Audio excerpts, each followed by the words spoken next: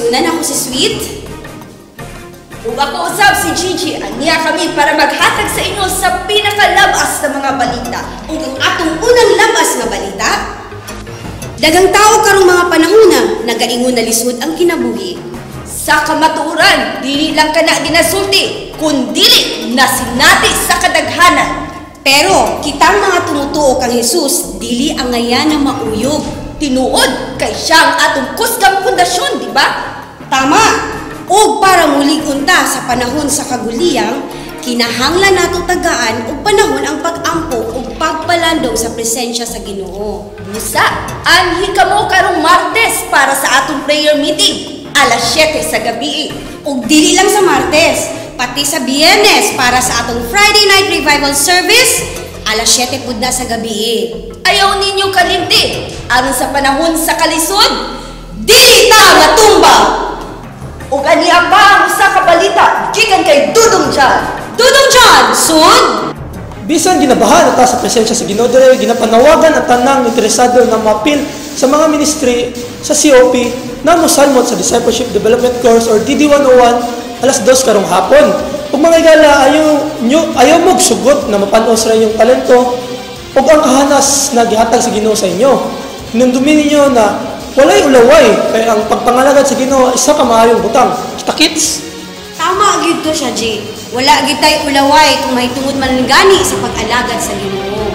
Ug sa uban pang balita, nasayod ba kamo nga adunay kadayon sa una umaabot na mga semana? Ania si Inday Lira para sa bagong balita. Inday Lira, sud! Sweet, Inday Lira? kumadung. Sweet? Yes, Inday Lira. Okay na. Okay na. Dungog ko rin mo? Yes. Sige. Maayong buntag, usab, Sweet. Maayong buntag po, G, no? So, ani ako karong buntaga, aron ipadayag ganinyo nga naagyud mo aputay nga kadayawan sa mga umaabot nga semana. So, paminaw jud og tarong og isulat ang akong mga ipangsulti. Karong Nobyembre 14 o sa in English pa, November 14, sugdan ang Kadayawan Business Fellowship diri sa COP. Klaro ha ba? Kami maguna kong mag-indak-indak na sa People's Park. Diri na sa atong simbahan, Sweet. O ginadasig na ko ang tanan nga naay mga negosyo ug ato pong gusto nga magnegosyo nga makiusa ug mo-appeal sa bagong kalihukan diri sa atong simbahan. Unsa man pud ning orasa? Alas 9 na siya sa buntag, G. Og hantod sa uto.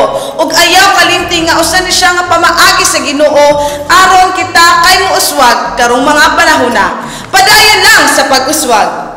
Salamat Inday Lira sa mga balita. Ug usa pa ka bonggang balita. Bongga yun! Kay gikan gini siya kay Inday Dimple. Dimple, sud! Daghang salamat, Gigi and Sweet. Usa ka bonggang pagtapok ang mahitabo karong alas 4 sa hapon diri sa COP Davao. Kining panghitabo gianda mugtaman sa mga taga-membership team.